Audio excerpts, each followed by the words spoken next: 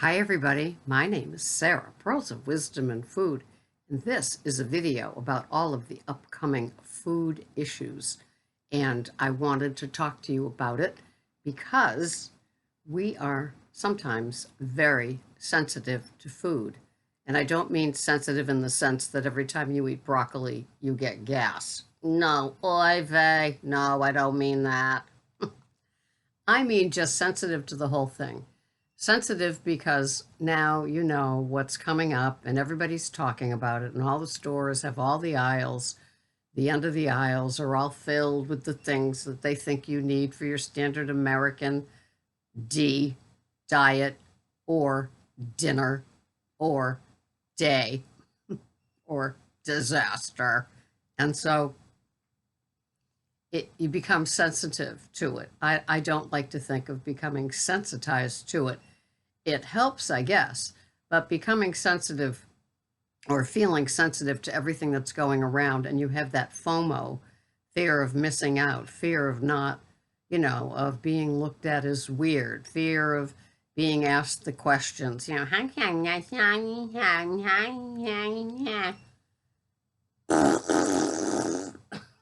it's just hard. And so we need to get, I guess, I don't want to say less sensitive because that doesn't seem fair. Because if you're sensitive to it all, and I'm telling you, don't be sensitive, it's like, don't cry. Okay, don't feel, don't have emotions about this. No, we don't. It can be very upsetting to a lot of us to have to be around all of this, the sights, the smells, the people getting all excited, the different dishes, the flashbacks to when you were unconsciously going through life. And actually, this was a time to begin to look forward to having all the num-nums and not thinking, not caring, just diving in. The temperature was just great. And just partaking in all of that. I've been sugar-free for probably 6, maybe 7 years now. And in the last 7 or 8 weeks, I gave up alternative sweeteners in my coffee, the xyla, the erythritol.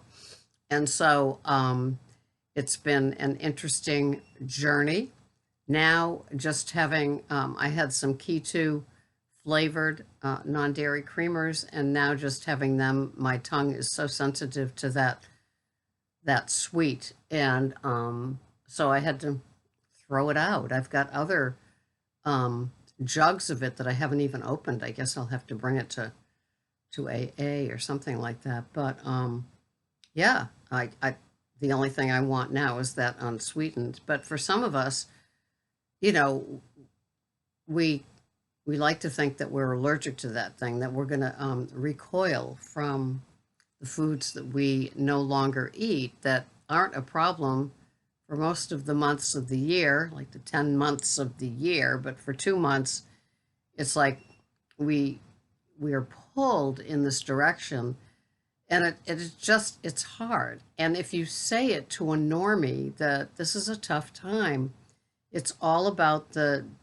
really, is everything that's out there, is this an edible food event? There's what nutrition is there in white turkey, gravy made with flour, all those vegetables? Half of them are sweetened now because we're so used to having sweetened vegetables that it's become the norm. It's the sweet during the meal, and then you have the sweet after the meal, right? And the sweetened liqueurs, and then you have the coffee with the sweet in it, and then, it just goes on and on. And sometimes it can make you feel like, am I crazy? Am I the only one here that like thinks that, that like graduated into a different food plan? I feel great. My labs are great. I have all these non-scale victories, and all these other people. How come? Are they lucky? Are they not paying attention? What's the deal?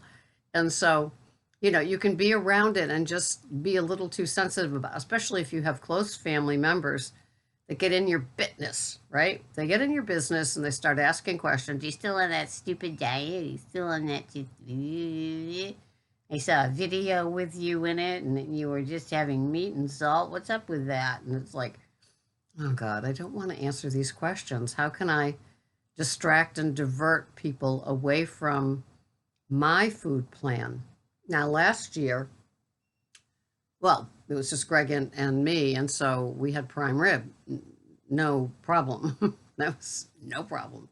And it'll be the same on Christmas Day, just Greg and me with the prime rib. But Christmas Eve, my kids come, and it's been a traditional Italian meal with all the carbs and the things like that. And I think I'm going to outsource the casserole, the big lasagna thing, and have one of them do it. I'll do the meatballs and the sausages, but I'll leave that all up to maybe one of my daughter-in-laws will take it on.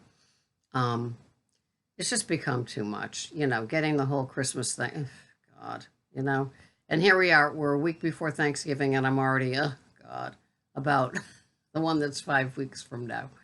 I'm not a good handler of holidays. Coming from the alcoholic background, it was usually a nightmare. Being the only child, there was no defense. There was no, this isn't right, There's nobody saying that. There was no rescue missions going on. And some of you have heard my story. And so, anyway, when holidays come, that imprint inside of me, that PTSD flashback thing.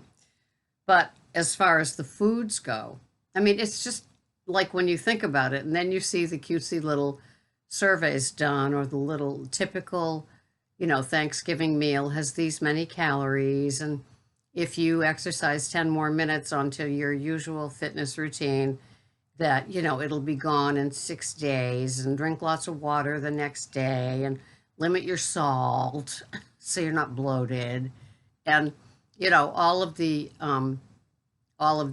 ideas that most of us would consider BS, Barbara Streisand, come out and, to guide these people that overdo it on that day. And the way that I've seen it around here over the years is that it's not just that Thursday. It ends up that people start traveling on Wednesday. So Wednesday night, there's something, some people have Chinese, some people have pizza. There's all that junk. Then there's the day and all the leftovers going on. And then Friday, all the leftovers going on. But, the traditional Black Friday shopping, if anybody still does that. So then there's an easy, probably call out for takeout, have Uber Eats deliver it, food thing for the dinner. And then we get to, brunches because, the family's going to be traveling on Saturday or Sunday. So we put on the big brunch with all those sugar, heavy carb items, and maybe there's an egg or two in it.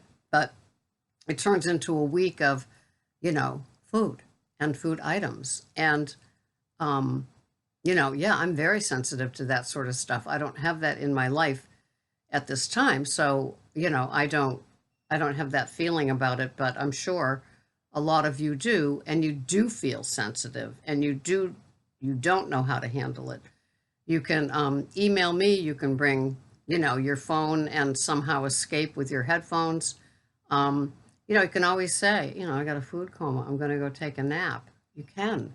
You can walk into the bathroom and talk to yourself and say something just to get a break from all of the people, the action. You're going to eat again. Get me some. Can I have a bite? All of it.